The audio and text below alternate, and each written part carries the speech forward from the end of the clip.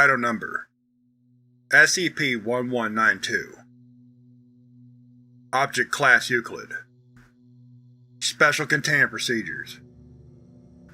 SCP-1192 is contained in a dedicated aviary, and is to be provided a diet of fruit, supplemented with protein and vitamin additives, as it refuses to consume seeds and insects that are a part of the normal diet for its species.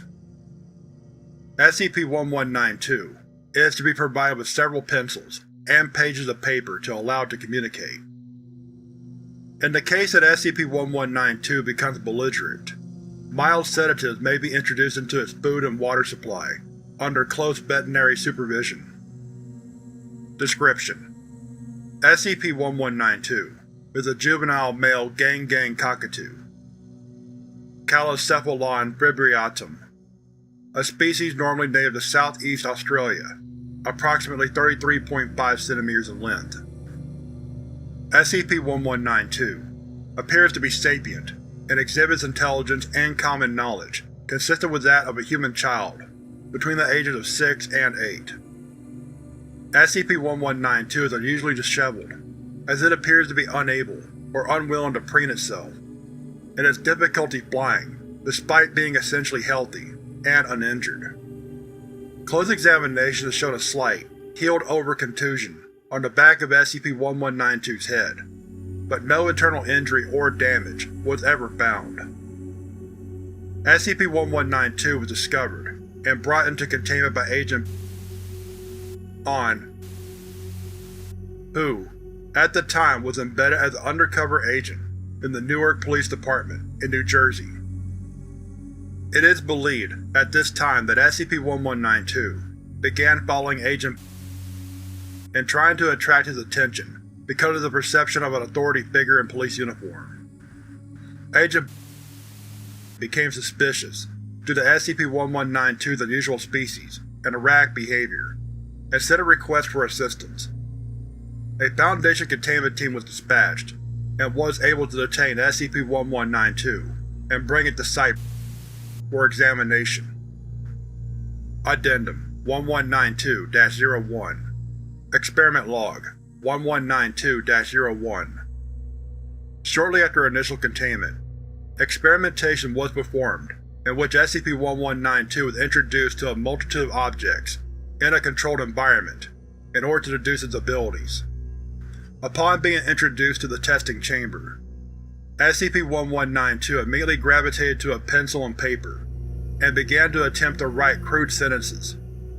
At this point, Dr. was brought in an attempt to communicate with SCP-1192.